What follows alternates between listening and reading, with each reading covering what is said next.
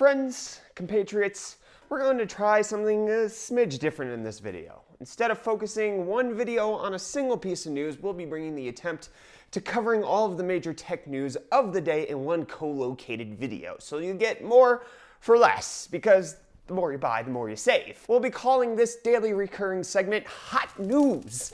We have a catchy jingle that will be debuting shortly, just as soon as Reece recovers from his Computex jet lag and can throw something together for us in GarageBand.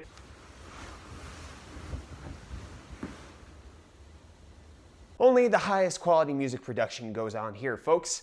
And to whet your appetite, this is what it's gonna sound a little bit like. Hot news, hot news. We'll get some catchy jingle stuff going in there. But enough with the intro gobbledygook. Let's drop into the titular news piece of today. Intel admits it's losing to AMD. It just feels like Intel can't catch a break these days. They're struggling with 10 nanometer CPU design while AMD is happily marching towards 7 nanometer. They unveiled a 5 GHz 28 core CPU at Computex that everyone cried foul on because they failed to disclose that 1, it was old architecture, and 2, it was tremendously overclocked using sub-ambient cooling with a refrigerator the size of a keg. And now it seems that they are dropping into a kowtow position for competition in the server market to AMD. We all knew that AMD was gaining ground with their Zen design CPUs, and it appears that they've been pushing the boundaries in all market segments. In a discussion with Nomura Instinet, which is a company focused on financial trading in tech companies, the CEO of Intel admitted matter-of-factly that Intel would lose server share to AMD in the second half of this year, which again is a fairly obvious assessment to anyone who has been paying attention to AMD's resurgence. The interesting thing, however, that Instinet noted was, quote, "We thought it interesting that Mr. Kurzanich did not draw a firm line in the sand as it relates to AMD's potential gains in servers. He only indicated that it was Intel's job to not let AMD capture 15 to 20% market share." So it appears to be a rather subservient tone that Intel is taking here. Instead of being on the offensive and discussing how they'll resurge with better technology, they're acquiescing as if they're in retreat formation until they can figure out how to move forward. And considering AMD only had 1% of the server market share last year, yes, just 1%, the notion that Intel will only push their efforts to make sure that AMD doesn't hit 20%, it only furthers the narrative that they're struggling with innovating from behind. So we'll have to see where things go from here, but Intel is losing market share in both consumer and server environments, and with the announcement of yet another 14 nanometer iteration with Whiskey Lake later this year, and AMD still marching forward with their 7 nanometer plans, the CPU market is increasingly seeing red. The best thing that they could possibly do is to increase core count, which we can maybe expect 8-core Intel in September. So while there was no mention of Z390 or an 8-core desktop CPU at Computex from Intel, there was some discussion happening, and the folks at PC Watch actually talked to Intel, and they said they were able to get the date of September for Coffee Lake refresh CPUs that are supposed to compete with the Ryzen 2000 series, most notably the 9700K, which should be 8 cores and 16 threads. A lot of people thought that Intel could potentially make an announcement at their keynote at Computex, however, that was not the case.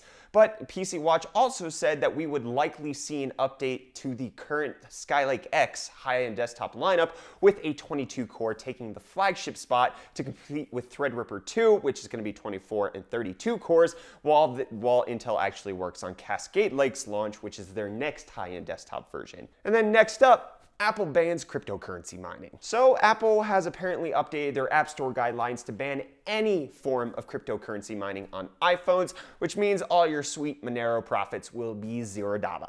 This ban only applies to mining on Apple devices directly, though. Mining that's performed in the cloud or off device is still allowed, and crypto trading is also given the green light by Apple, so you don't have to worry, you're still going to be able to get on your favorite exchanges. But you just can't use your hot new iPhone X mining prowess to help subsidize its cost anymore, which hopefully none of you tried to do in the first place. But speaking of the iPhone X, we have schematics of budget iPhone X and X Plus. Apparently Apple isn't above copying anybody, especially given that everyone in the industry is replicating the tremendous notch in all of their smartphones. It appears that the X Plus will be adding a third camera to the mix in likely much the same fashion as the Huawei P20 Pro. It's thought that the third camera will be able to take monochrome, that is black and white images, to help with low light picture taking. It can add some detail in some of the areas where a traditional color sensor will not be able to get it. In addition to the third camera, it looks like we'll be getting a 6.5-inch screen size as well. And then the budget iPhone X looks to be about 6.1 inches, has only a single rear camera, loses 3D touch, and then gets an even fatter notch. Because if everyone's copying you, just make your thing bigger and then you'll have everyone's respect. Too bad they'll never apply that to battery capacity. And now let's talk about E3. There's been a flurry of announcements and trailers and release dates going around, so I wanted to do a rapid fire roundup of everything that I think matters that's been shown off thus far. If your thing that you care about doesn't make this list, then it's a proven fact that no one else cares about it. It's just only you. So let's just jump into it. Sony showed off a trailer for Death Stranding from Hideo Kojima. It gave us no new information and just left everyone more complexicated.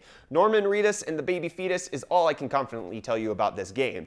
We also got a Last of Us 2 trailer, a Spider-Man trailer showing off the game's mechanics in greater detail, a Resident Evil 2 remake will be hitting your PS4, and then Call of Duty Black Ops 3 is free with PS Plus right now in honor of Call of Duty Black Ops 4, which is coming out. On the PC side of things, if PUBG and Fortnite are getting too boring, Maverick's Proving Grounds is taking the Apple Notch philosophy and throwing it into Battle Royale. Proving Grounds will be a gargantuanly sized 400-person winner-takes-all game with aspirations to eventually bring it to 1,000 people in this Battle Royale game. Hopefully they optimize it a bit better than PUBG, or that game is gonna suck when there's a 200-foot high pile of carcasses from a massive fight that went down in Pochinki. I mean, frame rate crashing galore. There's a beta coming out on August 18th, so keep your PCs ready for that. Then Ubisoft showed off cinematic and gameplay trailers for Skull and Bones, the better Sea of Thieves, that's coming in 2019. Beyond Good and Evil 2 still has no release date, but we at least know it's a prequel to the original. And then it looks like Ubisoft hasn't learned a single gosh dang thing about history, and we're back to yearly Assassin's Creed releases, with the Greece-based Odyssey dropping on October 5th. Bethesda showed up some Rage 2, which will be coming in spring 2019. The sequel Doom Eternal was teased, as well as Elder Scrolls 6. Fallout 76 is confirmed to be an online multiplayer game, a prequel to all the other Fallouts, and has a map 4 times the size of Fallout 4, and you can expect to play it on November 14th. And then Bethesda will be dropping their first new IP in over 25 years with the likes of Starfield. We know it's a space game, and that's about it. Then, Microsoft conference time. Here's where we get a lot of key gems that were thrown down. Halo Infinite had a trailer, Crackdown 3 is coming February 2019, Kingdom Hearts 3 has Frozen and will be dropping January 29th, Forza Horizon 4 and Gears of War 5 are sequels that just keep on giving, as well as Shadow of the Tomb Raider, which is dropping in just 3 months. The Division 2, also a thing, is coming March 19th. Then we have the game that I am most amped for, and you guys should be too, is Cyberpunk 2077. It was showcased and we still don't have a release date, but the game engine trailer makes me hyped for it nonetheless. It seems most people here are hoping for an early 2019 release. And then EA announced that Battlefield 5 will have a battle royale because they can't resist a hype train, and a new Star Wars game, Jedi Fallen Order, will be coming out if they don't cancel or mangle it before it releases, because it's EA. You can always never anticipate how they might screw you around with the games you love. And that's going to wrap it up for this first edition of Hot News. Hot News, Hot News. Let me know which bit of news was your favorite down below in the comments. Also, let me know if I missed anything so I can cover it in tomorrow's episode. Be sure, while you're down there, to hit that like button to show support for this new series and whether or not you like the concept. Feedback from you guys always makes things a little bit better around here, because I definitely take it into consideration. Don't forget to subscribe to stay up to date on all of our tech-related content, whether it be news, whether it be actual videos. We got performance PC builds coming up. It's going to be a good season going forward for UFD Tech. Thank you guys so much for watching. I'm Brett with the UFD Tech channel. I love you all. See you smiling faces again a little bit later, and I'll see you at the end of the next video. I tried something new and I butchered it, but I'll see your smiling faces again later.